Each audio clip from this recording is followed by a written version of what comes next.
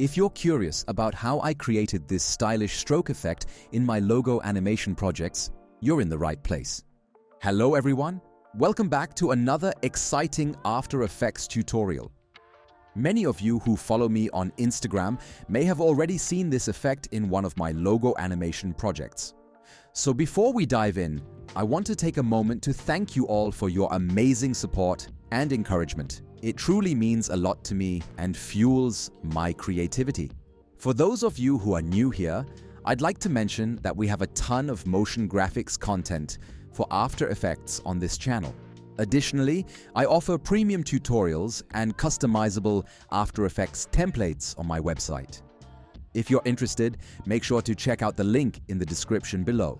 Alright, that's enough talk. Let's jump straight into the tutorial. So I already animated a line in the composition for your convenience, and I will show you how to turn this simple-looking stroke into a stylish stroke. First, select layer 1 and duplicate it. Then place layer 2 below layer 1. Next, go to the Effects panel and search for the Simple Choker effect and apply it to this layer. Then change the choke matte to 5. Next, rename this layer as Choker. Next, turn off this layer. Then select layer 1 and duplicate it, placing it below the choker layer. Now go to the Effects panel and search for the Set Matte effect and simply apply it to this layer.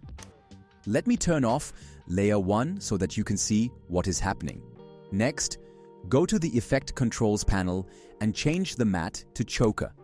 Change the source to Effects and Masks, and check the Invert Matte option. You can see the outer part of the stroke in the composition. Next, go to the Effects panel and search for the Echo effect, then apply it to this layer. Change the echo time to -0.003. Change the number of echoes to 40 and set decay to around 0.95. So you get this kind of effect on the stroke. Next, one last time, search for an effect called Roughen Edges and apply it to this layer. Then change the border value to 3. Set edge sharpness to around 10. Set scale to 10. Stretch width or height to 3. And set complexity to 1. Now our stroke looks completely different. It's time to turn back on our original stroke, which is line 1. Let's check the animation. So that's how I created this stylish stroke in After Effects for my logo animation projects. If you are interested in how I animate this icon to a text logo animation, do comment, and I will make a separate tutorial for you.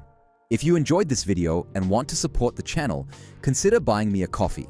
Your support makes a big difference and helps me keep creating awesome content.